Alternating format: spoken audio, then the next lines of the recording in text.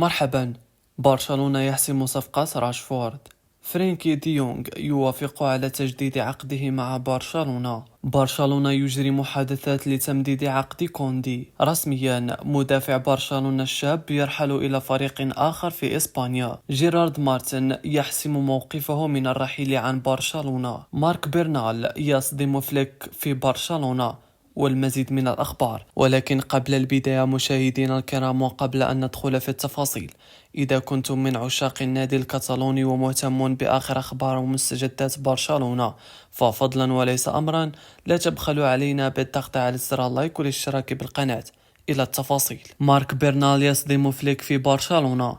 تلقى المدرب الألماني هانس فليك المدير الفني لفريق برشلونة صدمة إيجابية من لاعبه مارك برنال، حسب ما أفادت صحيفة موندو ديبورتيفو الإسبانية. الصحيفة ذكرت أن برنال عاد بقوة لدرجة أدهشت فليك وجهازه المعاون من حالته بعد العودة من الإصابة الطويلة التي جعلته يغيب عن البلوغرانا منذ أشهر، ورغم تلقيه إصابة قوية بالرباط الصليبي، إلا أن برنال استمر في عمله الجاد وانخرط بصورة كاملة في فترة التحضير للموسم الجديد، ليندهش الجميع في برشلونة من حالته البدنية في الحصص التدريبية الأولى. وبحلول أواخر أغسطس المقبل سيكون قد مر عام كامل على إصابة برنال أمام رايو فايكانو في اللقاء الذي جمع برشلونة بالفريق المدريدي بالجولة الثالثة من الدوري المحلي. وأوضحت منذ أن برنال تغيرت بنيته الجسدية في أقل من عام بسبب عمله الجاد في صالة الألعاب الرياضية، ما جعله يكتسب كتلة عضلية واضحة في الذراعين والساقين، وهو الأمر الذي صدم فليك بصورة إيجابية. يأتي ذلك في الوقت الذي يغيب فيه التأكد على وجود موعد محدد لعودة اللاعب للمستطيل الأخضر، ويبقى الأمر مرهونا بقرار فليك والجهاز الطبي. جيرارد مارتن يحسم موقفه من الرحيل عن برشلونة. حسم جيرارد مارتن ظهير برشلونة موقفه من الرحيل عن النادي الكتالوني في فترة الانتقالات الصيفية الجارية بكلمات واضحة خلال تصريحاته ليومية موندو ديبورتيفو الإسبانية. ورد مارتن على سؤال بخصوص التقارير الصحفية التي تربطه بالرحيل وإمكانية تقبله للأمر وحقيقة العروض التي وصلت إلى طاولته، بقوله: لا أعلم مدى صحة ما يقال، لكن لا أظن أن هناك عروض، لو كان هناك بالفعل لأبلغوني بها. وأضاف اللاعب: أشعر بسعادة كبيرة في برشلونة ولا أريد المغادرة، لا يمكنني طلب المزيد لو كان هناك ثقة من جانب المدرب والإدارة بي وبقدرتي. وعن ارتباط البارسا بالتعاقد مع اللاعبين في نفس مركزه على غرار أليخاندرو غريمالدو، قال: لا تزعجني المنافسة على الإطلاق، هي أمر شائع في مختلف المراكز بالفريق، وهي شيء صحي ومفيد لأنه تساعد الكل على التطور وتقديم أفضل ما لديه. وبخصوص لقطة الخطأ الغير محتسب مع دينزل دومفريس في مواجهة إنتر ميلان بإياب نصف نهائي دوري أبطال أوروبا، والتي أثارت جدلا كبيرا، قال: نعم، كانت خطأ في رأيي، شاهدت اللقطة عدة مرات في اليوم الموالي، كان هناك شيء شعرت به في الملعب وأردت التأكد من إحساسي. ديونغ يوافق على تجديد عقده مع برشلونة. اقترب الهولندي فرينكي ديونغ لاعب وسط نادي برشلونة من تجديد عقده مع البارسا لما بعد عام 2026، بعدما بدأت المحادثات تتبلور منذ أشهر، واتفق الطرفان على رغبتهما في مواصلة العمل معا.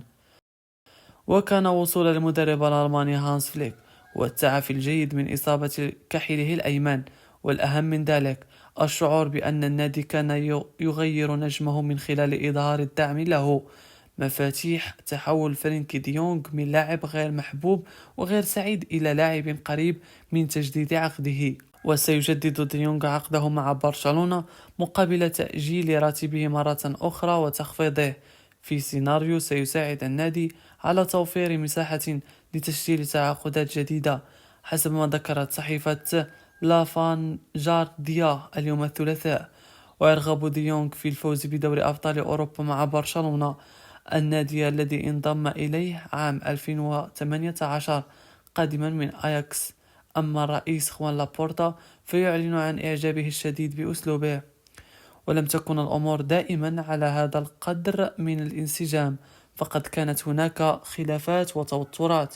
لهذا السبب وبهدف تحسين العلاقة المتوترة منذ فترة، أمضى ديونغ لأشهر قليلة الماضية يسعى جاهدا للانفصال عن علي دورسون، الوكيل التركي الذي عمل معه لأكثر من 15 عاما، مشيرا إلى انعدام الثقة. ومنذ اليوم أوكل ديونغ شؤونه إلى محام هولندي من عائلته. مع ذلك يصر النادي على حاجته إلى وكيل للتفاوض على الشروط، إذ يرى أن دور المحامين هو إثبات الاتفاقات مبرمة مسبقا. برشلونة يحسم صفقة ماركوس راشفورد. ماركوس راشفورد بات واحدا من أبرز الأسماء التي تدور حولها الأحاديث في سوق الانتقالات هذا الصيف. اللاعب الإنجليزي الذي قضى سنوات طويلة في مانشستر يونايتد يشعر أن فترته مع الفريق ربما وصلت إلى نهايتها، خاصة بعد تراجع دوره داخل الملعب، ومع تزايد الانتقادات من الإعلام والجماهير، ومع تغير مشروع النادي. راشفورد لم يعد يشعر بالراحة أو الأهمية التي كان يتمتع بها سابقا، وهذا ما دفعه لبدء التفكير بخطوة جديدة. منذ أسابيع بدأت تظهر تسريبات عن اهتمام برشلونة بضم راشفورد، لكن الجديد هو أن اللاعب نفسه هو من يقود هذه الفكرة. وفقا لتقارير مؤكدة من إنجلترا وإسبانيا، راشفورد تواصل مع المقربين من إدارة برشلونة وأعرب عن رغبته في ارتداء قميص الفريق الكتالوني. ليس ذلك فقط، بل أبدى استعداده لتخفيض راتبه بشكل كبير جدا، بنسبة قد تصل إلى 40% من أجل تسهيل الصفقة. راشفورد يتقاضى حاليا أكثر من 300 ألف جنيه استرليني في الأسبوع، وهو رقم يستحيل على برشلونة دفعه بسبب قيود الرواتب المفروضة من رابطة الليغا، خصوصا بعد التعاقدات الأخيرة وتجديد بعض العقود مثل عقد لامين يامال. رغم ذلك اللاعب لا يرى المال عائقا أمام حلمه، بل يركز على الجانب الرياضي والرغبة في اللعب في ناد كبير ينافس على البطولات الكبرى مثل دوري الأبطال، وهي البطولة التي لا يشارك فيها مانشستر يونايتد الموسم المقبل. برشلونة من جهته لم يضع راشفورد كخيار أول في البداية، بل كان يركز على أسماء أخرى مثل نيكو ويليامز ولويس دياز، ولكن بعد تعقد تلك الصفقات بسبب الأمور المالية أو مطالب الأندية وتجديد عقد اللاعبين، بدأ اسم راشفورد يظهر كبديل واقعي. السبب الرئيسي في ذلك هو أن اللاعب يريد المجيء بشدة ومستعد للتضحية بجزء كبير من راتبه، ما يشجع إدارة النادي على النظر في تفاصيل الصفقة بجدية أكبر. مانشستر يونايتد من جانبه لا يمانع فكرة بيع اللاعب. المدرب الجديد وافق على إدخال تغييرات في الفريق، وهناك شعور داخل النادي أن الوقت قد يكون مناسبا للاستفادة من بيع راشفورد الآن قبل أن تتراجع قيمته أكثر. وتشير التقارير إلى أن المبلغ المطلوب لا يتجاوز 40 مليون جنيه استرليني، وهو رقم كبير بالنسبة لبرشلونة، لكنه ليس مستحيلا، خصوصا إن تم تقسيطه أو تحويل الصفقة إلى إعارة مع إلزام الشراء في الموسم المقبل. راشفورد يرى أن برشلونة هو المكان المثالي لإعادة اكتشاف نفسه كلاعب. أسلوب اللعب السريع، الاعتماد على الأطراف، وتواجد مدرب مثل فليك المعروف بالتحولات السريعة، كلها عوامل تجذبه. إلى جانب ذلك يتصور أن اللعب إلى جانب لاعبين مثل يامال وبيدري ورافينيا وسحب بعض الضغط عن ليفاندوفسكي سيساعده في العودة إلى مستواه الحقيقي. حتى الآن لم يتم الإعلان عن أي شيء رسمي، ولكن التحركات خلف الكواليس مستمرة. بعض الصحف الإسبانية تحدثت عن اجتماعات سرية بين ممثلي اللاعب وإدارة برشلونة، وهناك حديث عن أن النادي سيحاول أولا تسريح أحد اللاعبين من أصحاب الرواتب المرتفعة مثل فيران توريس لتوفير مساحة مالية للصفقة. في حال تمت ستكون صفقة راشفورد من أبرز الانتقالات الصيفية في أوروبا، ليس فقط لأن اللاعب يملك اسما ثقيلا، بل لأنه واحد من القلائل الذين قرروا تخفيض رواتبهم طواعية من أجل ارتداء قميص نادي بعينه. الأمر أشبه بما فعله يلديز عندما ضغط على يوفنتوس للسماح له بالذهاب إلى برشلونة، مع فارق أن راشفورد أكثر خبرة واسما عالميا. الجمهور الكتالوني منقسم حتى الآن، البعض يرى أن اللاعب لم يعد في قمة مستواه، وآخرون يعتقدون أن بيئة برشلونة قد تعيده من جديد. لكن الأكيد أن راشفورد نفسه مقتنع أن مستقبله في إسبانيا، وأنه يريد أن يثبت للجميع أنه لم يفقد قدرته، بل فقط يحتاج إلى بداية جديدة ومدينة جديدة وقميص يلعب من أجله بقلبه. برشلونة يجري محادثات لتمديد عقد جول كوندي. برشلونة دخل منذ أيام في سلسلة اجتماعات مكثفة بقيادة المدير الفني هانز فليك والمدير الرياضي دييغو للتأكد من وضع كل لاعب ضمن المشروع الجديد للموسم المقبل. جزء مهم من هذه الاجتماعات خصصته الإدارة للحديث وجها لوجه مع اللاعبين أو وكلائهم لمراجعة عقودهم ومستقبلهم داخل الفريق قبل انطلاق جولة الإعداد للموسم الجديد. في هذا السياق التقى دييغو بوكيل جول كوندي يوم الاثنين الماضي في محاولة لمناقشة تمديد عقد مدافع الفريق الذي ينتهي في 30 يونيو 2027. اللقاء كان غير رسمي، لكنه الرابع بين الطرفين منذ أشهر، ويبحث فيها النادي عن إمكانية تحسين بنود العقد. برشلونة يثق تماما بأداء كوندي الذي خاض الموسم الماضي 48 مباراة بمجموع 4155 دقيقة،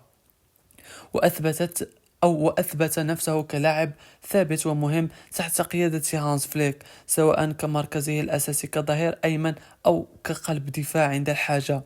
النادي أعطى خلال الاجتماع رسالة واضحة أن استمراره ليس محل شك، وأنه جزء أساسي من خطط الموسم المقبل. إلى جانب كوندي، دييغو يواجه تحديا في إدارة عدد المدافعين. برشلونة يمتلك 5 مدافعين مركزيين، بما في ذلك أروخو وكريستنسن، الذين عبرا عن رغبتهما في البقاء عبر العودة مبكرا للتدريبات. أروخو جدد فعليا عقده بشروط تحمي النادي من عروض مفاجئة، وكريستنسن رغم انتهاء عقده في 2026 يؤكد رغبته بالبقاء. دييغو يخطط كذلك لتجديد عقد إيريك غارسيا الذي انتقل من كونه قابلا للبيع إلى عنصر أساسي بفضل أدائه المتميز في الوسط والظهير.